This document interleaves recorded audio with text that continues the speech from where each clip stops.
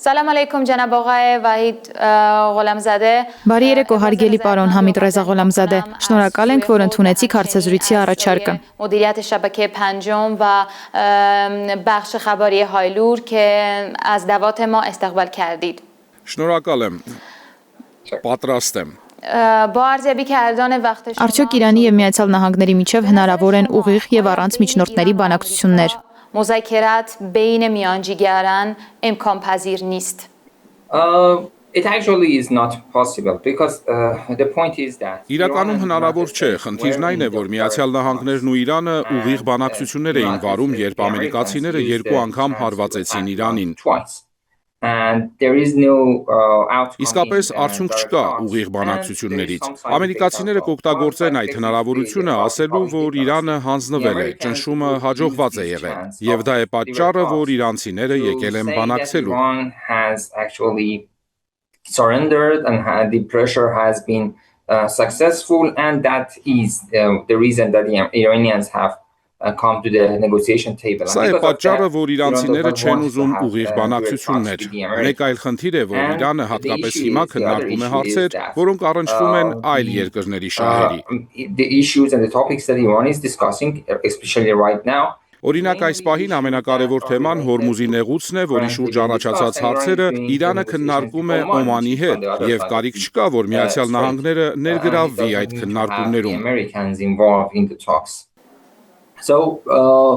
another point. Մեկ այլ տեսակետ եւս կա։ Ըստ էության, եթե Իրանն ունենա Միացյալ Նահանգների հետ բանակցություններ, դա կմեկնաբանվի այնպես, թե ամերիկացիներն են վերահսկում աշխարհը։ Իսկ դա մի բան է, որին հակադրվելու համար է ստեղծվել Իրանի Իսլամական Հանրապետությունը, եւ այն երբեք չի խոնարհվի այնպիսի գերտերության առաջ, ինչպիսին է Ամերիկան։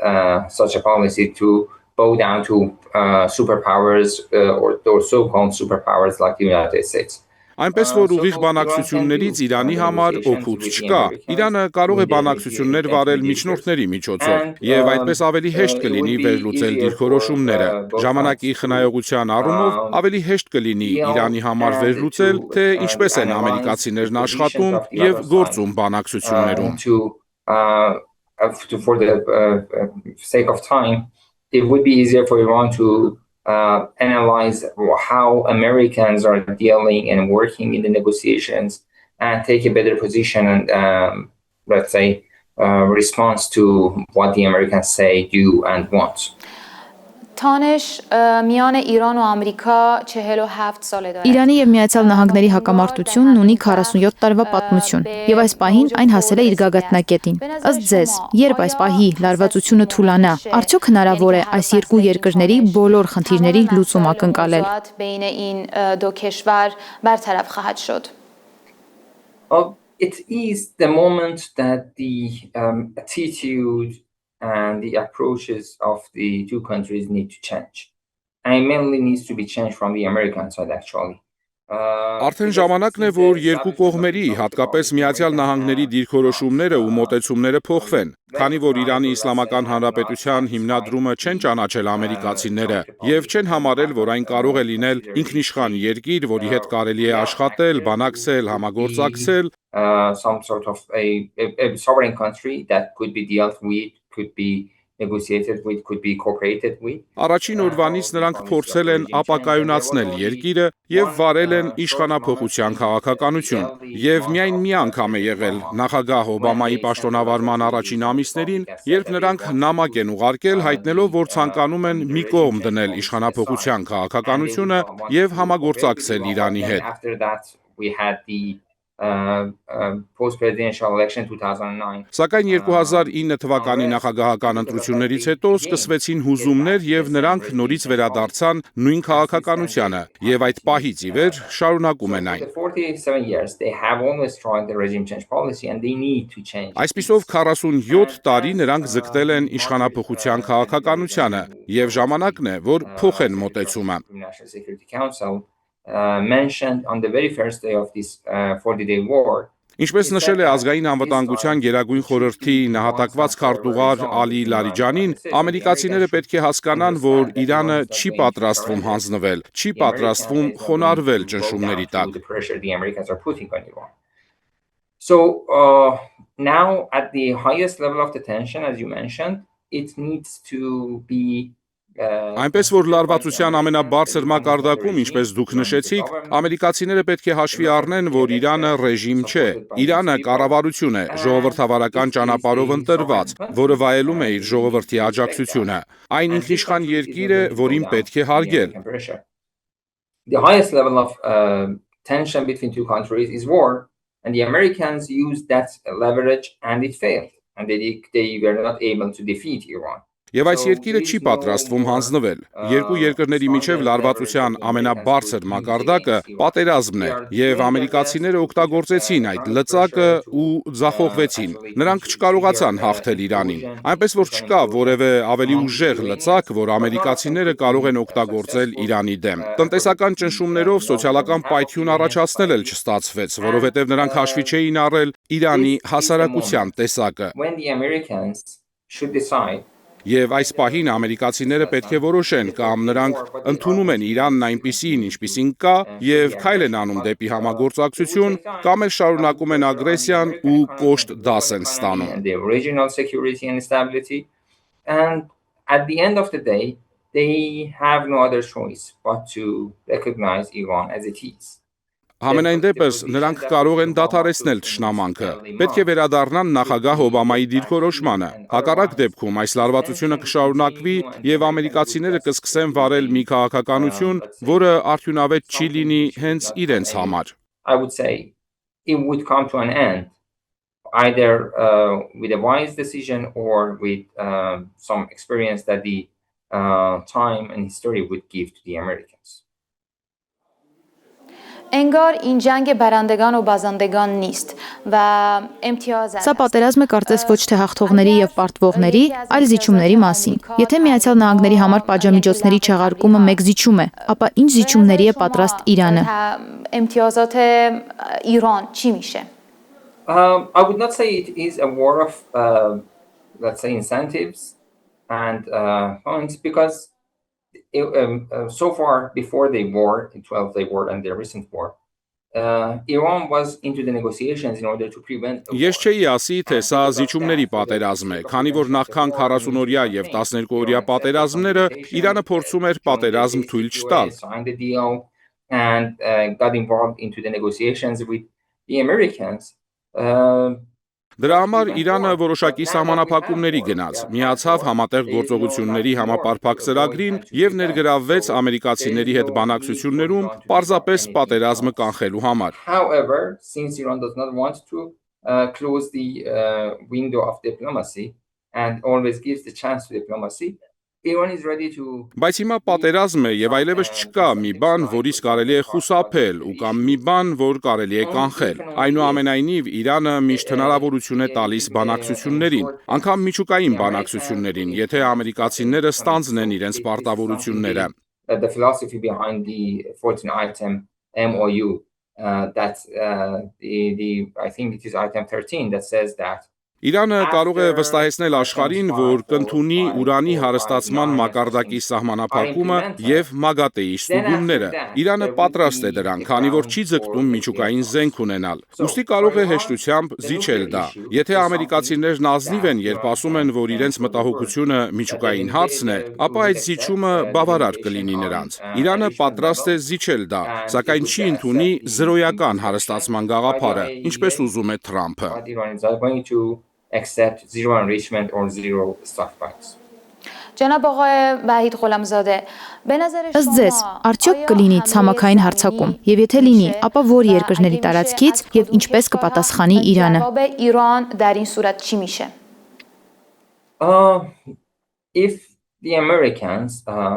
stop miscalculations and think wisely. Եթե ամերիկացիները դադարեցնեն սխալ հաշվարկները, չեն իրականացնի ցամաքային ներխուժում, բայց ինչպես տեսանք վերջին մի քանի տարում նախագահ Թրամփն ու իր կառավարությունը հեռու են իմաստությունից եւ ունեն շատ սխալ հաշվարկներ հատկապես Իրանի հարցում։ Especially when it comes to Iran. In the 12-day war, in the coup in January and in the recent 40-day war, they have constantly shown that they do not have any 12-օրյա պատերազմում հունվարյան հեղաշրջման փորձերի ժամանակ այս 40-օրյա պատերազմում նրանք ցույց տվեցին, որ չունեն որևէ տեղեկություն Իրանի մասին եւ իրենց հաշվարկները ամբողջությամբ սխալ են։ It would finish the job in Iran within 3 to 4 days, and that shows how. Թրամփը կարծում էր, թե այստեղ էլ կլինի Վենեսուելայի նման։ Այնտեղ նրանք մի քանի ժամում առևանգման գործողություն իրականացրին եւ կարծեցին, թե Իրանում էլ գործը կավարտեն 3-4 օրում։ Mainly from countries like Kuwait and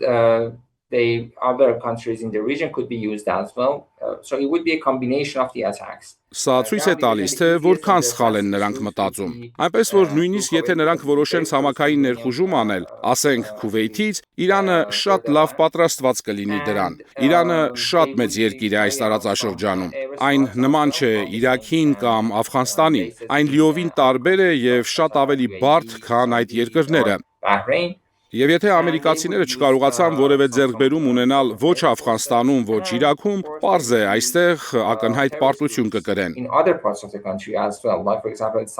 Երբ ամերիկացիները փորձեցին հարձակվել Սպահանի վրա 40-օրյա պատերազմի ժամանակ, ձախողեցին։ Նրանք կորուստներ կրեցին եւ ստիպված եղան լքել երկիրը, թողնելով իրենց գործողությունը անավարտ։ Եվ այնտեղ մենք չունեինք նույնիսկ բանակ կամ կորպուսի ուժեր։ Դեպքի վայրում ոստիկանական եւ տեղի ուժերը կարողացան կառավարել իրավիճակը, այնպես որ ցամաքային ներխուժումը կլինի ինքնասպանական գործողություն ամերիկյան ուժերի համար։ A ground invasion would be to the best definition a suicide operation for the American forces. متشکرم. سوال دیگر در مورد تنگه هرمز. Իսկ ինչ կասեք Հորմուզի նեղուցի վերահսկողության վերաբերյալ? در مورد مدیریت باید بپرسم در تنگه هرمز چطور میشه؟ The Strait of Hormuz is the most strategic asset of Iran, especially after the war. Հորմուզի նեղուցը Իրանի ամենառազմավարական ակտիվն է, հատկապես պատերազմից հետո։ Iran could close the Strait of Hormuz to put pressure on the enemies, to prevent war and such things. And had not happened. Որքան հիշում եմ, միշտ քննարկվել է, որ Իրանը կարող է փակել Հորմուզի նեղուցը թշնամիների վրա ճնշում գործադրելու, պատերազմը կանխելու եւ նման այլ բաների համար, բայց նախկինում այդպիսի բան չի եղել։ We can connect Iranian security to the security of the region and to the security of the global economy, and that is the real deterrence that could shape. Դա տեղի ունեցավ վերջին պատերազմի 3-րդ կամ 4-րդ օրը ու ցույց տվեց, որ նեղուցն իսկապես շատ կարևոր ակտիվ է Իրանի համար։ Ահա թե ինչու Իրանը չի պատրաստվում հրաժարվել Հորմուզի նեղուցից, եւ ինչպես Գերագույն առաջնորդը մի քանի անգամ նշել է իր ուղերձներում, Հորմուզի նեղուցն այլևս երբեք չի վերադառնա նախապատերազմյան վիճակին, եւ Իրանը վերահսկողություն կունենա Հորմուզի նեղուցի նկատմամբ։ Which is one of the most important ones in 1982, which Iran is not a signatory to. Որոշ մարդիկ քննարկում են դրա իրավական ասպեկտները։ Ծովային ծառայությունների եւ նավագնացության 1982 թվականի պայմանագիրը Իրանը չի ստորագրել, բայց անգամ եթե ստորագրած լիներ, այստեղ անվտանգության հարց կա։ Even considering those laws,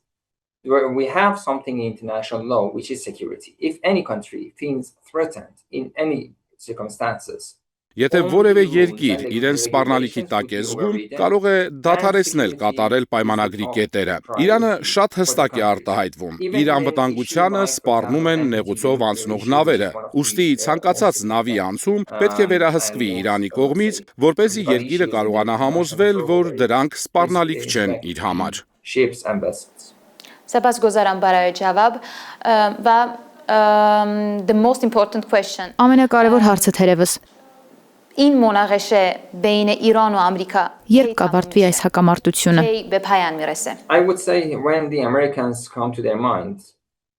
the operation would be ended, the war would end. Ես կասեի, երբ ամերիկացիները խելքի գան, պատերազմը կավարտվի, բայց խնդիրն այն է, որ ամերիկացիները բացառիկության սինդրոմով են տառապում։ Հին սովորությունները ընդհանրապես դժվար են հաղթահարվում։ And all habits die hard, and they do not want to admit that they are turning into a normal country. Նրանք չեն ցանկանում ընդունել, որ վերածվում են սովորական երկրի եւ նախկինի նման չեն տիրելու աշխարհը։ And Iran is actually displaying that weakness to the whole world. So either they understand this and accept the terms and Իրանն իրականում ցուցադրում է այդ թուլությունը ամբողջ աշխարհին, այնպես որ նրանք կամ կհասկանան սա, կընդունեն պարտությունը, կամ էլ կշարունակեն որոշ ժամանակ։ I would say if the circumstances go on the way it is going right now, with the same procedure that we are witnessing right now, before the midterm elections. Եվ ես կասեի, եթե հանգամանքները շարունակվեն այնպես, ինչպես հիմա, ապա կտեսնենք, որքան ուժեղ կլինի ճնշումը նախագահ Թրամփի եւ ամերիկյան վարչակազմի վրա մինչեւ կոնգրեսի միջանկյալ ընտրությունները։ The midterm elections in the Congress, the impacts of the war on American economy would be in a way that the inflation and the high rise of life in the United States. Պատերազմի ազդեցությունը ամերիկյան տնտեսության վրա կլինի։ Ինֆլյացիան իր գործը կանի։ Այժմ մենք գիտենք, որ Միացյալ Նահանգներում Իրանի դեմ պատերազմի կողմնակիցները քիչ են։ Մարդկանց ճնշող մեծամասնությունը դեմ է պատերազմին եւ իրականում տուժում է գնաճից։ So with that, the administration either needs to lose the election